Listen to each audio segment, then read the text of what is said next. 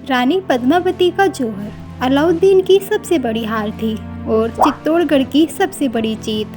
आज इतने सदियों बाद भी रानी पद्मावती के जौहर की गूंज भारत के हर कोने में सुनाई देती है। दोस्तों, आज हम भारत की एक ऐसी वीरांगना महिला की बात करने जा रहे हैं जिन्होंने ऐतिहासिक पन्नों में बहुत महत्वपूर्ण भूमिका निभाई है, जिन्होंने चित्तौड़गढ़ की शान और अपना आत्मसम्मान बचाने के लिए 16,000 रानियों के साथ आग की लपेटों में आकर जौहर यानी आत्महत्या कर ली थी। जी हाँ दोस्तों, उनका नाम है पद्मिनी रानी पद्मावती। तो आइए दोस्तों जानते हैं चित्तौड़गढ़ की महारानी पद्मावती की कहानी।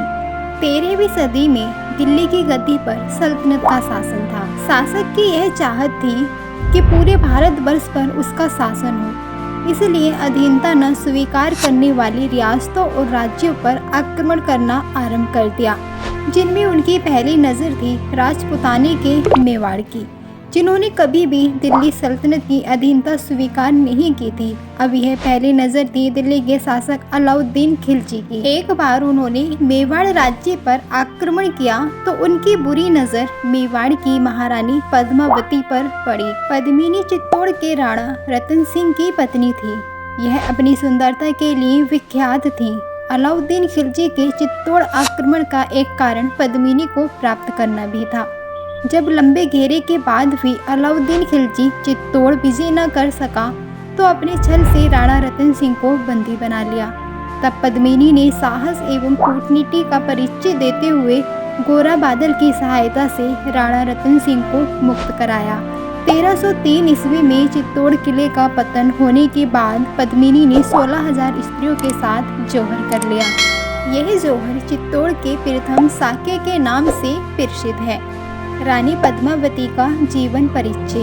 रानी पद्मावती उस समय की अद्वितीय सुंदरी थी। कहा जाता है कि रानी पद्मानी को देखकर अलाउद्दीन उनकी सुंदरता पर मोहित हो गया था और उसे पाने के लिए मेवाड़ पर आक्रमण किया। और इसी घटना पर आधारित रानी पद्मावती की यह शौर्य गाथा है। रानी पद्मावती के माता का नाम चंपावती और पिता का नाम गंधर्वसेन था। रानी पद्मिनी के पिता गंधर्वसेन सिंहल प्रांत के राजा थे। बाल्यकाल में पद्मिनी के पास एक तोता हुआ करता था। उसका नाम हीरामणि था। वह उन्हीं के साथ अपना अधिकतर समय व्यतीत करती थी। पद्मावती बचपन से ही बहुत सुंदर थी और विवाह योग्य होने पर पद्मिनी के पिता ने स्वयंवर का आयोजन किया गया। उनमें भारतवर्ष के सभी राजाओं के राजकुमारों को आमंत्रण दिया गया। मेवाड़ के राजा रतन सिंह विवाहित होने के बावजूद इस स्वयंवर में पहुंचे। इस स्वयंवर में एक छोटे से प्रदेश के राजा मलखान सिंह और मेवाड़ शासक रतन सिंह का मुकाबला हुआ। इसमें रतन सिंह ने मलखान को पराजित कर पद्मावती से विवाह कर राजधानी चित्तौड़ ले गए। संगीतकार राघव चेतन का अपमान। विवाह के बाद रतन सिंह चित्तौड़ पर राजपूत राजा रावल रतन सिंह का शासन था। रतन सिंह के दरबार में कई कलाकार और संगीतकार थे, जिनमें राघव चेतन नाम का एक संगीतकार था। वो एक जादूगर भी था। अपनी कला का उपयोग कर विपक्षी को मात देने की कला थी। किसी विषय पर विवाद होने के कारण रतन सिंह को संगीतकार राघव चेतन पर गुस्सा आया और उन्हें मुंह काला कर उसे गद्दी पर बिठाकर राज्य से बाहर निकाल दिया। इस कारण संगीतकार राघव चेतन रतन सिंह का दुश्मन बन गया और जाकर दिल्ली के शासक खिलजी से जा मिला और रतन सिंह के खिलाफ युद्ध करने की शिक्षा देने लगा। राघव ने खिलजी का दिल जीतने के लिए एक योजना बनाई। दिल्ली के पास ही एक जंगल में छिप गया, जहाँ खिलजी अपने दल के साथ शिकार खेलने आया करता था। जैसे ही खिलजी का दल जंगल में प्रवेश किया तो राघव ने मधुर धुन में बांसुरी बजाने लगा। यह सुन खिलजी विचार में पड़ गया और उन्हें अपने दरबार में पेश करने का आदेश दिया। राघव चेतन ने चालाकी से रतन सिंह को बर्बाद करने के लिए खिलजी के सामने रानी पद्मावती की अद्वितीय सुंदरता का बखान करने लगा। यह सब सुनकर खिलजी को मोह वासना जागृत हो उठी और उन्होंने रानी पद्मावती को पाने का प्रण ले लिया और अपनी सेना को चित्तौड़ पर आक्रमण कर पद्मिनी को अपनी पत्नी बनाने की सोची। रानी पद्मावती और खिलजी का चित्तौड़ पर आक्रमण। रानी पद्मावती को पाने की ललक ने खिलजी ने चित्तौड़ पर आक्रमण किया। रानी पद्मिनी को पाने के लिए खिलजी ने एक चाल चली और रतन सिंह को पत्र लिखकर कहा कि रानी पद्मिनी को वह अपनी बहन समान मानता है और एक बार उनके दर्शन करना चाहता है। इस पर रतन सिंह ने सहमति जताई और रानी पद्मावती ने कांच में अपना चेहरा दिखाने को राजी हो गई। खिलजी अपने रक्षकों के साथ महल में प्रवेश किया और रानी पद्मिनी की सुंदरता देखकर खिलजी पागल सा हो गया और उसने राजा रतन सिंह को बंदी बना लिया। उसी समय सेनापति गोरा और बादल ने एक चाल को चलते हुए खिलजी को पत्र लिखा कि कल सुबह रानी पद्मिनी को खिलजी के हाथों सौंप दिया जाएगा। अगले दिन सुबह होते ही 150 पालकी के साथ रतन सिंह की सेना के सेनापति गोरा और बादल साथ थे। उस समय रतन सिंह खिलजी के अधिकार में बंदी थे।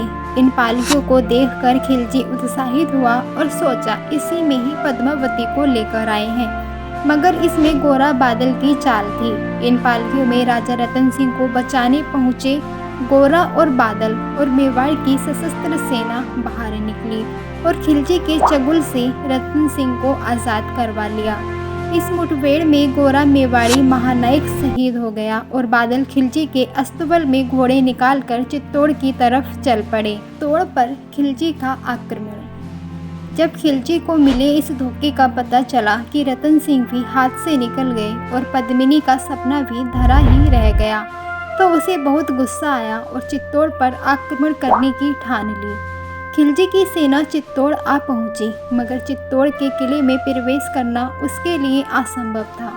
इस वजह खिलजी की सेना ने चित्तौड़ के किले की घेराबंदी कर दी और खाद्य और जल आपूर्ति को बाधित कर दिया। खाद्य आपूर्ति की कमी पड़ने के कारण रतन सिंह ने दुर्ग के द्वार खोलने का आदेश दे दिया और दोनों सेनाएं मैदान में भीड़ पड़ी। इस युद्ध में मेवाड़ी सेना के सारे सिपाही मारे गए और अब खिलजी ने आदेश दिया दुर्ग के भीतर की राजपूत महिलाओं को बंदी बनाया जाए।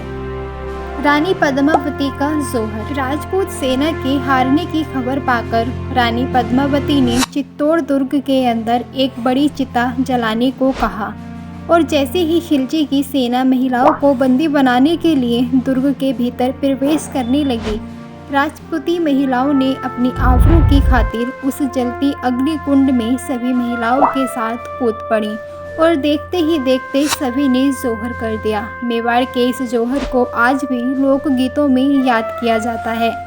रानी पद्मावती के संबंध में एक दोहा। सोते मन में स्मृति सुंदरी, लहर लहर लहरे, चित्र खींचती चपला 36 पर कोई न ठहरे।